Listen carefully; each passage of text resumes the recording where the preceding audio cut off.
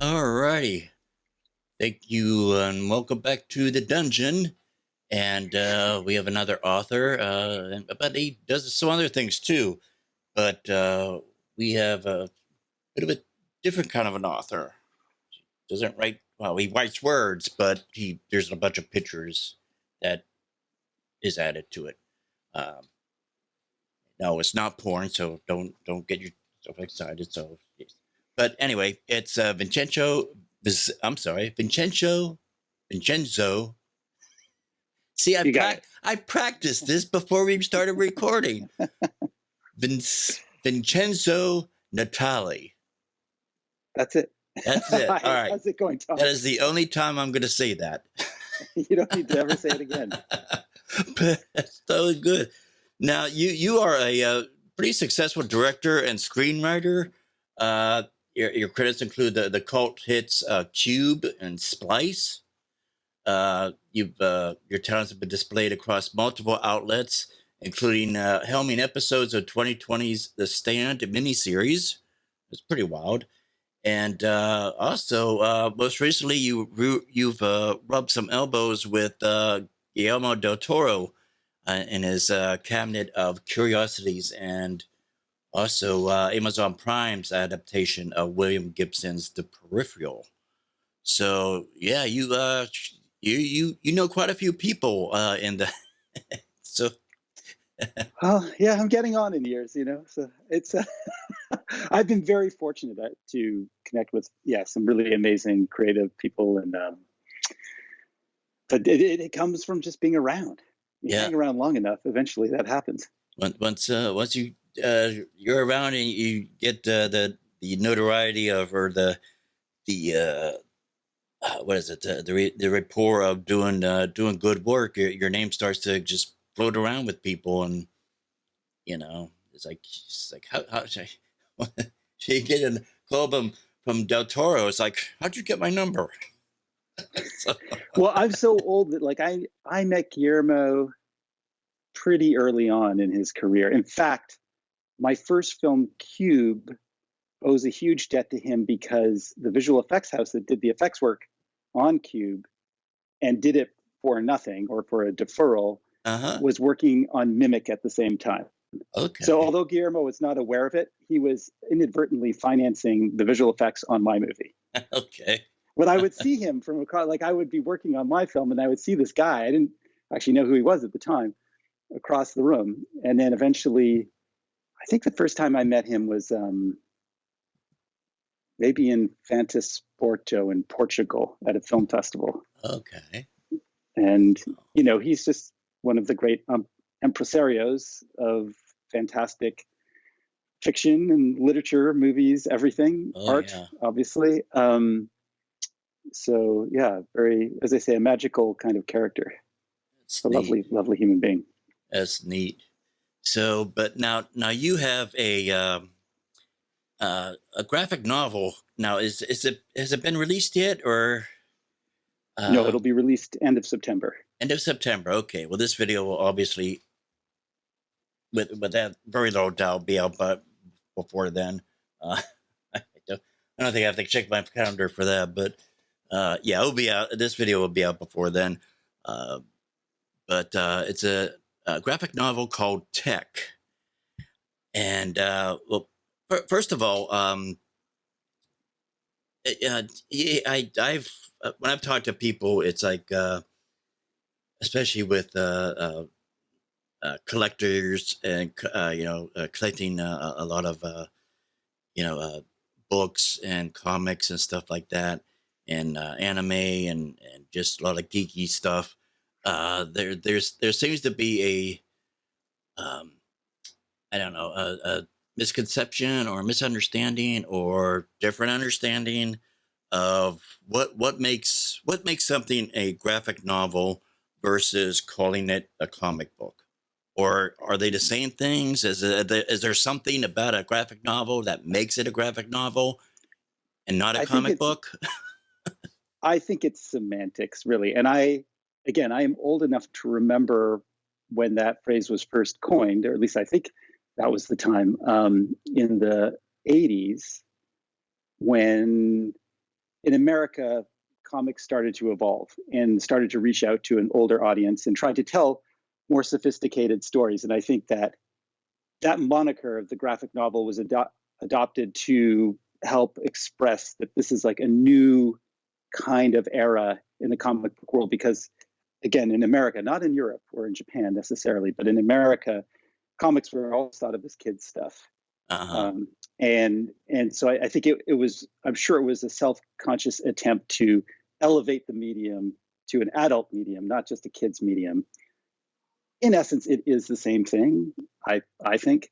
In the case of what I'm doing, and of course what many people before me have done, is that it's not being published in an issue by issue basis. It is coming out like a book, like it's a 200-page book. So it does, in that regard, I guess, feel more like a novel because it's not being serialized. Okay.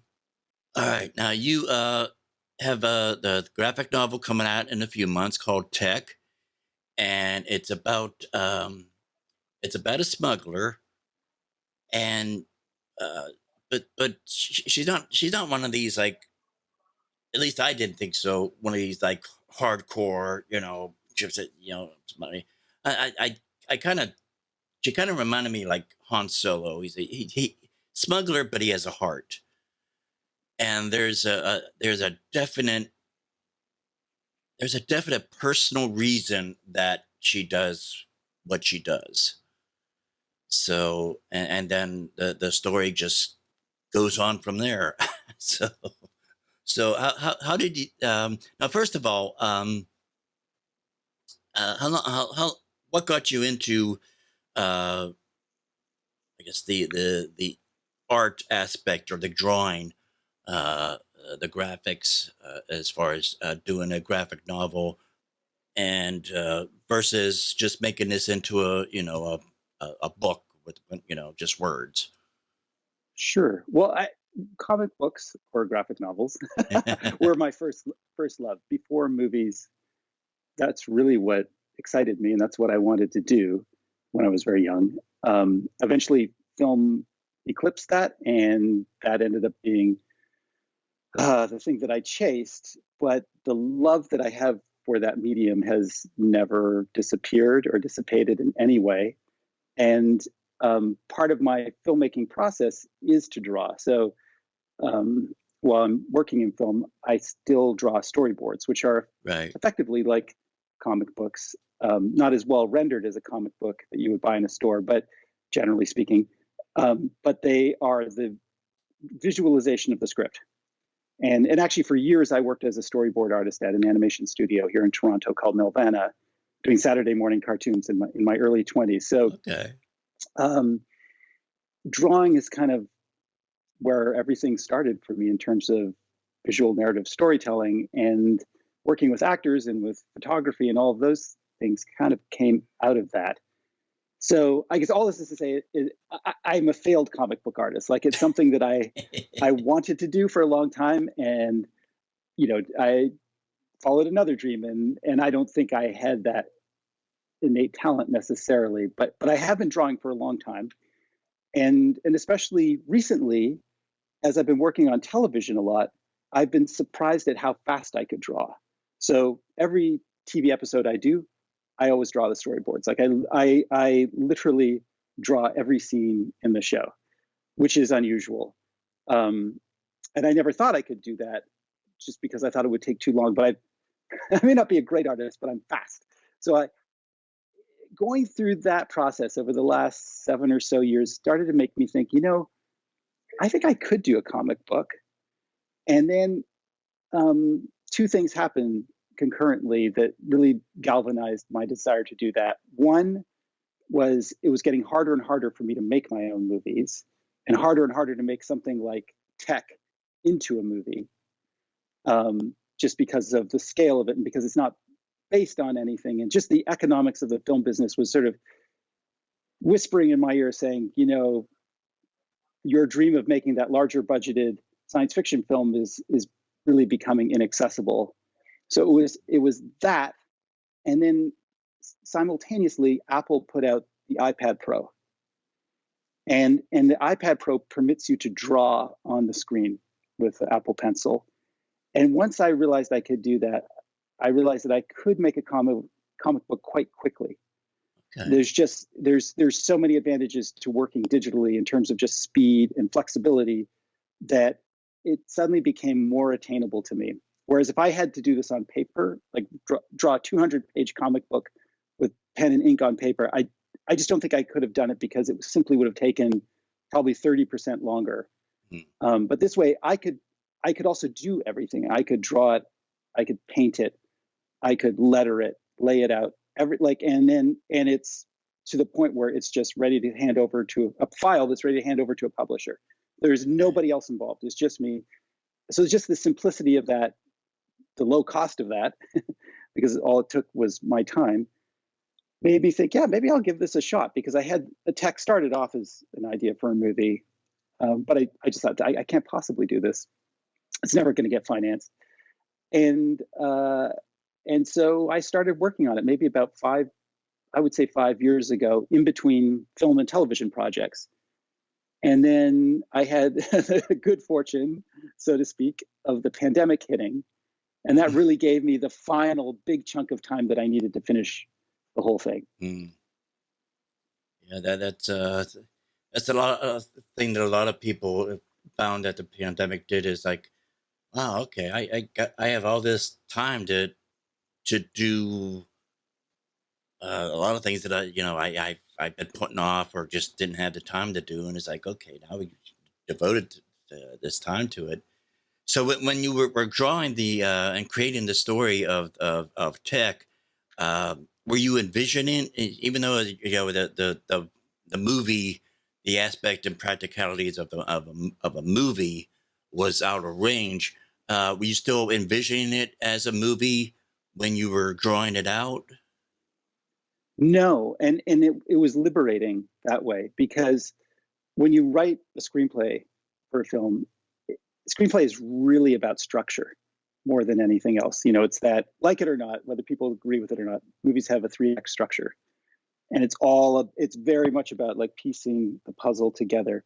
Whereas I feel like if you work in a literary medium, whether it's a novel or a comic book, there is more. The audience's expectations are different than a movie.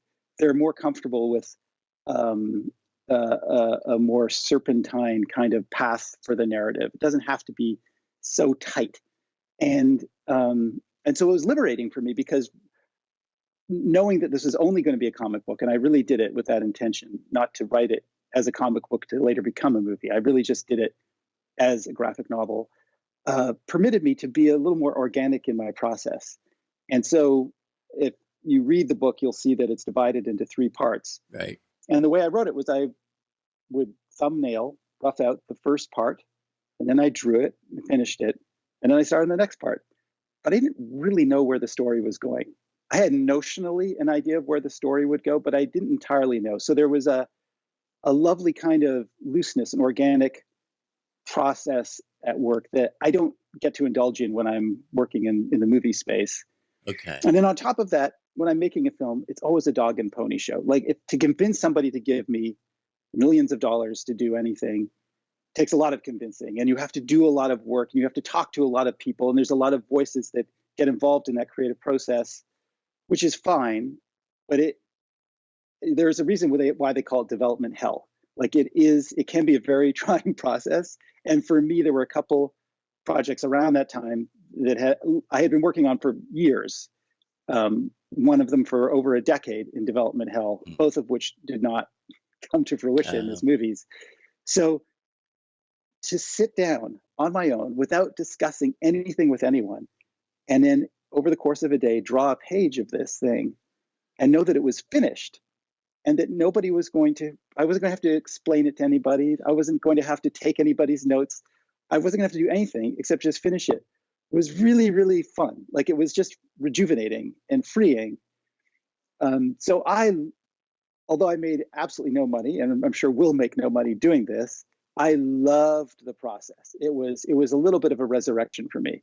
It was very empowering. And I say all this only because I think for anybody out there, this is a great time to do that kind of thing because of the tools that are available to us. Like right now I'm talking to you via my iPad. And you have this YouTube channel. Like there are different ways that we can all do things that are very gratifying for ourselves creatively that don't cost anything and that can reach an audience. May not be a big audience, but you have a platform and you can put it out there. And then with this comic, I've been very fortunate to have this great publisher, Encyclopocalypse, pick it up. So, they'll put it out there. But even if they hadn't, I would have found a way to get it out there on my own. So, it's just like, if you're a creative person, I think you need to be able to make things and share them. Otherwise, it's unhealthy. Like it really literally makes you sick. So, and the movie industry, just by virtue of what it is a very expensive medium, is challenging to get stuff actually made. It's really, and just writing scripts, while that's great, a script is never a finished thing. Like, you can't really share a script with an audience. The only people that are going to read your script ever, even if the movie gets made, in all likelihood, are a bunch of development executives. And that's it. So making a movie it's wonderful. And when it happens, it's the best thing in the world, but it comes with its own set of dangers. And I think for creative people, that is the primary one. Okay. All righty. Well, I'm glad you had the freedom and the time to be able to put this out there. Now, you do the art, you do the script, in a sense, the words on the panels.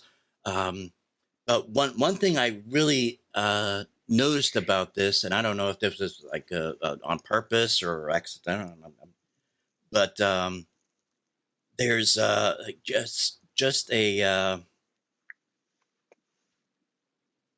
there's a lack of color palette, and that's, I'm saying it as a good reason, because a cool thing about books is the person reads the words on a page, and by the descriptors and the words that they use, they're able to imagine this environment, this world. You do movies, all that is just for, spoon fed to you. This is what it, an interesting thing that you did, and I'm going to talk a bit more about how you approached this, was like I said, there's a lack of a diverse color. It's a lot of grayscale, and there's like for certain certain actions or things that are going on. Pretty much the only colors that are introduced is blue, red, and yellow. For the most part. Another thing I noticed is you said there's three parts of this, but as each of the parts progress, like I noticed, and maybe it's just my eyesight going bad, but I noticed that the third part, the grayscale was darker. So even when it's presented in this kind of minimalistic aspect, the reader or the viewer still has to come up with their own imagination in their brain about, what does this place look like in a real color world, versus sort of like in the movies in Underworld, there was like this blue hue over the entire movie, or Matrix, where they used the green thing all over this all the scenes. But using the sort of like the black and white grayscale, I had to think of myself, okay, well, if I was seeing this, if this was a real world, what would the buildings look like? What color are the buildings? What are the lights going to be like? What the things that this tech mech things that these people are wearing? What kind of color are there? Any colorful markings on that type of thing? I'm able to introduce my own imagination to you. So you don't spoon feed everything to the viewer. So I say all that to ask you this: it's what uh, was that a purposeful approach that you made to how you constructed the visually the graphics, or how how do you do that? Well, the great thing is I sort of don't know how I do it. I think that especially when I've also been embracing the joy of doing something for the first time where you don't know. And sometimes when you don't know things, even if it's kind of naive, you are more courageous than if you did know how to do things. Like making a film, I don't think anyone has ever well, maybe there are a few masters, but they're generally speaking, people are always a student of film. But that is my chosen medium and what I get paid to do. Um, but there's in that kind of professionalism, sometimes I think there's an element of fear because you know what's not good. So you're steering away from what you think is not good. When you don't know what you're doing, you can sometimes steer right into something that's terrible. But in that way, you might end up doing something very interesting. Like I also recently did, this sounds crazy to me to even say it out loud, but I did an album, like a music album. Oh, okay. And I really have, I mean, I can draw to a degree. I have no musical ability whatsoever. I'll tell you right now. And I'm like a monkey with finger paint. But it's when you don't know how to do something, sometimes that the joy of the exploration of discovering how things work in that medium, I think comes through and can translate into something that people really appreciate. And sometimes in its naivete makes it unique. Yeah, so sometimes you don't know what you're not supposed to do. Yeah.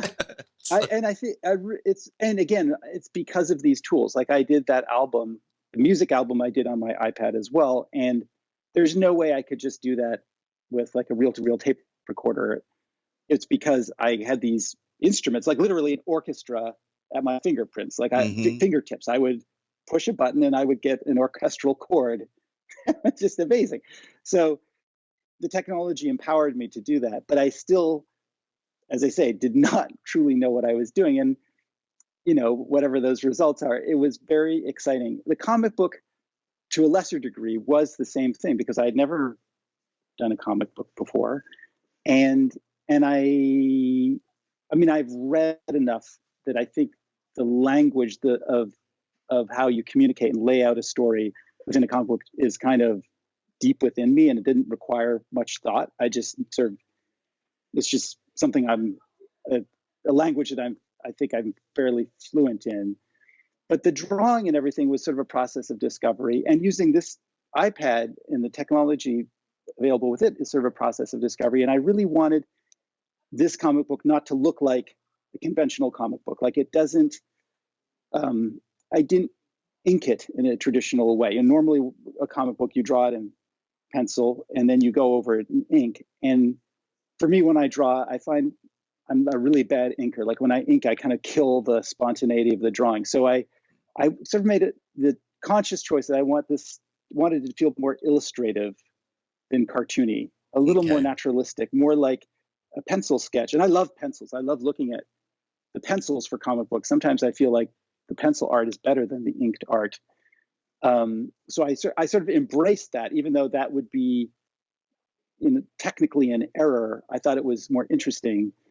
And so speaking to your question about the palette, yeah, I didn't want to color it in a conventional way. I felt that because the story, which I should probably describe at some point, but is a noir type story, that I wanted it to have a black and white quality, as film noir often is black, or came to was birthed around the time before color. People use color a lot, so even in color, noir always feels like it should be black and white to me when they make a movie in that genre. So I wanted the comic book to have that kind of feeling, and I'm very sensitive to color in my films. Like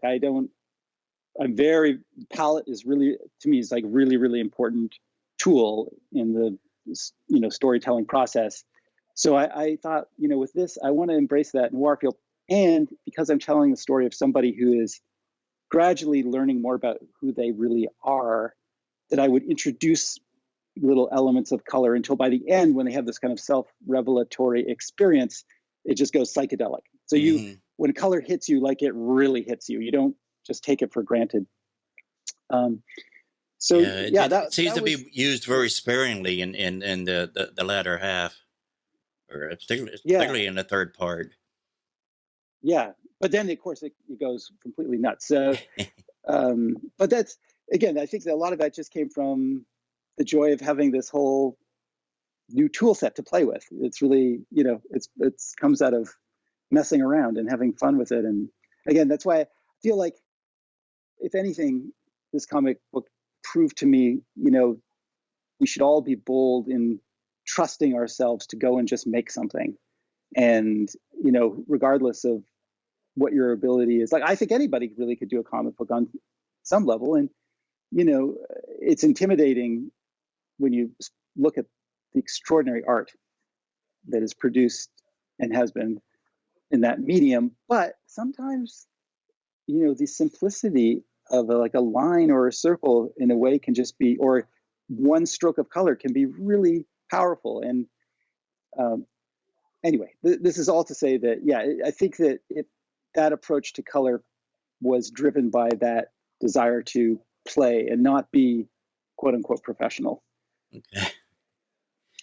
Now, you mentioned about music and doing some of your own music. I remember when I was a little kid, I drew a lot. My mom would buy me like an entire 100-page of line, unlined paper, and I just draw these pictures and I'd make these little stories, and I'd force my mom and my sister to sit down and I'd tell a little story as I turn the pages and stuff like that. But you mentioned music. Do you listen to music as you're drawing? Because I remember when as I was saying, was when I was a little kid, I would sing to myself whatever I was drawing. If I was drawing Godzilla, I'd be singing the right. So do you listen to music, or do you have certain music that inspires what you're drawing? Yeah, absolutely. And I use music to, I don't think I do this consciously, but I use it to kind of help me through the day. Okay, yeah. Because you get tired, right? So you have to crank out, at some point you want a little more energy. You just, put on something a little more energetic, and vice versa. But drawing, like anything, it's very, there is an element of performance going on. Like it's not like you do it in a vacuum. It's not, if you think too much about, I believe anyway, if you think too much about what you're doing, if it's too clinical in the way you approach your craft, it just doesn't turn out well. Like I when I draw, I'm very like in there. It's not like I feel like I'm dancing with my, this is a little bit hyperbolic, but I'm dancing with my pencil.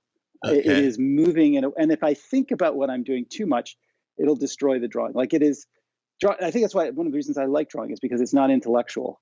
It's not, when you're writing, there's an element of performance to that too, especially if you're writing screenplays and characters talking to each other. But that is a much more intellectual process. Okay. Like I can listen to a podcast while I draw. I can't listen to a podcast while I'm writing. But drawing is not, whatever part of the brain is necessary to draw, it doesn't go into the area of language, I think. It's something, and it's very intuitive. And so, I've found myself in situations where if I get stuck, I can't draw because I'm thinking too much about what I'm drawing. Mm. It's really, I've seen other artists go through this. Like it's like writer's block almost. If you start to analyze what you're doing too much, it just kills it. So your brain, your body, after a period of time of doing this kind of thing, kind of knows what to do, and you sort of find the truth of the drawing as you're drawing it. So that doesn't sound too esoteric, but that's so the music is part of the process. Like, it's necessary. I find it. I almost always have music when I draw, Okay. All right. just like you did when you were a kid. Yeah. Yeah. Uh, well, let's see if I could do it right the first time. Vincenzo. Sorry. Thank you. Thank you so much. Now, as we said, the book is going to come out in September. It was going to be through Encyclopocalypse.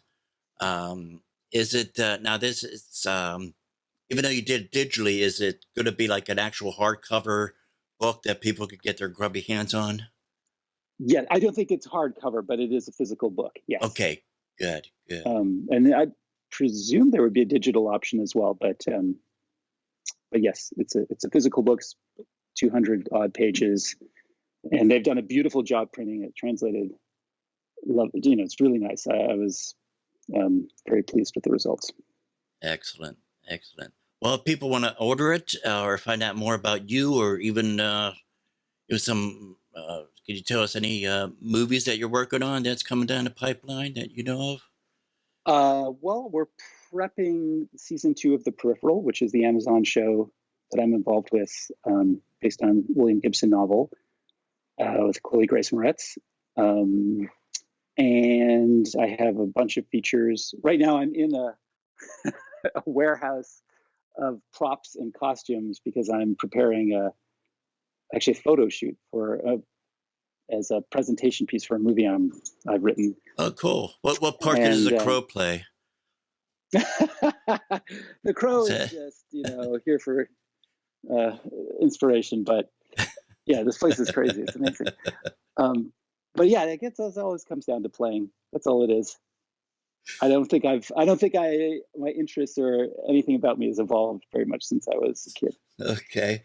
Was there like a Twitter hand? Are you on Twitter that people could follow you? And yes, I'm Vincenzo _Natali at Vincenzo __ Natali on Twitter, I think. And then I have a website, which is a digital archive of materials from all my movies and a lot of my TV work.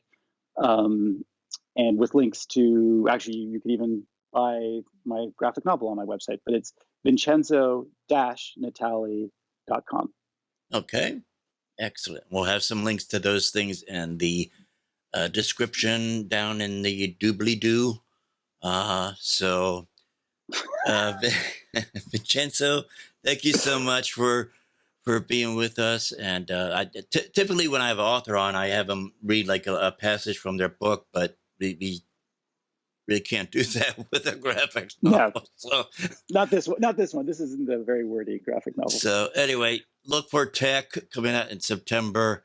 It's a very compelling story, visually, graphically. It's very striking. It's just well put together, graphically, story wise. It's and it kind of tugs at your heartstrings there at times. When I'm glad to hear you say that. So check it out in September. Tech.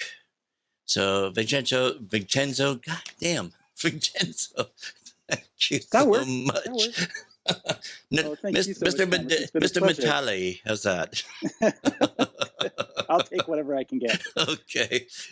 Thank you so much. Thank you, Thomas. Such a pleasure.